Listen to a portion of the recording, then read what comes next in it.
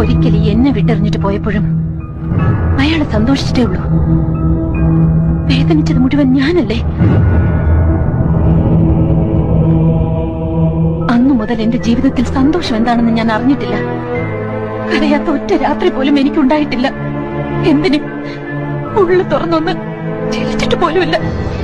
കാണുന്നവർക്ക് എന്താ, ഭവാനി വലിയ പണക്കാരിയാണ്, ആഗ്രഹിച്ചതൊക്കെ നേടിയവളാണ്, ആരുടെ മുമ്പിൽ തോൽക്കാത്തവളാണ്, അഹങ്കാരിയാണ്.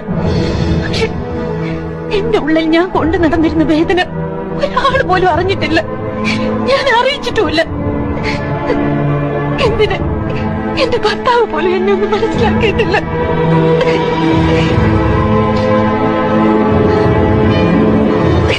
എന്നിട്ടിപ്പോ അയാള് മാത്രം ജീവിതത്തിൽ എല്ലാം നേടുന്നത് കണ്ടുകൊണ്ട് ഞാൻ അടങ്ങിയിരിക്കണോ? സമ്മതിക്കില്ല. ഞാൻ ഒരാളും അയാളെ സ്നേഹിക്കാൻ പാടില്ല.